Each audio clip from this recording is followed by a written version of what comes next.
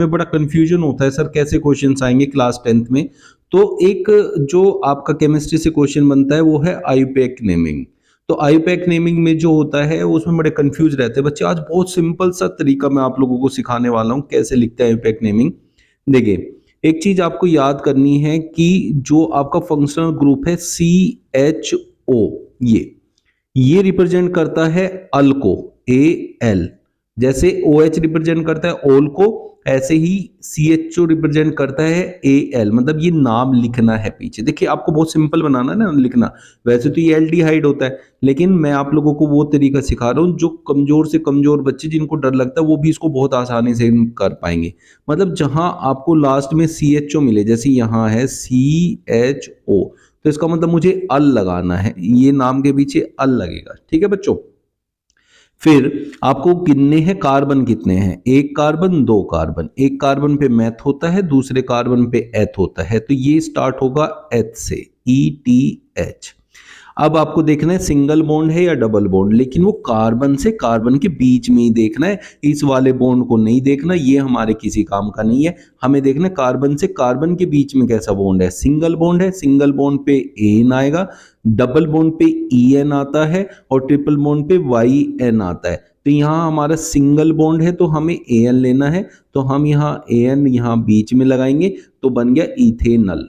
तो फिर से समझ लो, जो सबसे पहला ये जो लिखा जाता है, ये लिखा जाता है कार्बन के नंबर के हिसाब से, एक पे मैथ, दो पे एथ, तीन पे प्रोप, चार पे ब्यूट, ऐसे चलता है। फिर यहाँ बीच में एन, इन, आइन जो लिखा जाता है वो लिखा जाता है सिंगल, डबल और ट्रिपल बॉन्ड के हिसाब से। ठीक है बच्चों। और यहाँ लिखा जाता है फंक्शनल ग्रुप के हिसाब से। अब फंक्शनल ग्रुप है यहाँ CHO और CHO AL से रिप्रेजेंट होता है। अब नेक्स्ट एक और एग्जांपल देखते हैं, बहुत मजेदार एग्जांपल है, ये देखो। अब यहाँ आपने देखा लास्ट में CHO है, सर यहाँ तो लास्ट में है CHO, तो CHO है तो भैया लगा दो अल।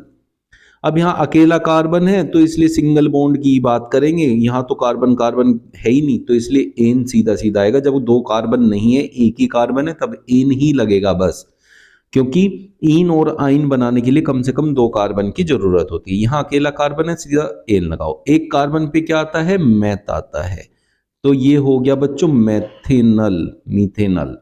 एल्डिहाइड का है ये पार्ट, बट आपको वो सब दिमाग में नहीं रखना है कि कौन किसका पार्ट है, बस ये रखना है कि लिखते कैसे हैं और आपका आंसर आ गया। नेक्स्ट क्वेश्चन देखें, यहाँ मैथ एथ प्रोप, तो कार्बन के हिसाब से हमारा लगेगा प्रोप। किसी भी कार्बन से कार्बन के बीच में डबल बॉन्ड नहीं है इसलिए लगेगा एन। और लास्ट में है OH, OH होता है अल्कोहल का जिसके लिए ओल होता है सफिक्स, तो यहां लगा देंगे ओल। बस भैया ये है आपकी नेमिंग करने का तरीका, सबसे आसान। और एग्जांपल लेते हैं, ये देखिए यहां एक कार्बन, दो कार्बन, तीन कार्बन, चार कार्बन, तो मैथ एथ प्रोप ब्यूट। ठीक है, पहले लिखेंगे ब्यूट, ये लिख दिया जी ब्यूट। फिर यहाँ कार्बन से कार्बन के बीच में एक डबल बॉन्ड है तो आएगा इन। देखिए, जब पीछे सिंगल बॉन्ड था तो एन लगता था, डबल बॉन्ड है तो इन लगेगा, और ट्रिपल बॉन्ड है तो आइन लगेगा। ट्रिपल बॉन्ड वाला भी सिखाऊंगा। और अब ये देखो, कोई अलग से फंक्शनल ग्रुप तो नहीं लगाया है, फंक्शनल ग्रुप यहाँ कोई भी नहीं है, सीधे कार्बन और हाइड्रोजन है। जब कार्बन और हाइड्रोजन होते हैं तो हम बस ब्यूटीन लिख देते हैं, इसके आगे ई और लगा देते हैं, ब्यूटीन। तो ये हो गया आपका ब्यूटीन। नेक्स्ट क्वेश्चन देखते हैं। देखो यहाँ मैथ एथ प्रोप ब्यूट, तो लिखेंगे ब्यूट, सब में सिंगल बॉन्ड है इसलिए लिखेंगे एन, ANE, एन। अब यहाँ कोई भी H और C से अलग कुछ भी नहीं है। देखो, जो फंक्शनल ग्रुप है ना बच्चों, बहुत से जिनको नॉलेज है, जिनको मैंने अच्छे से सिखाया हुआ है, उनके लिए तो अलग बात है।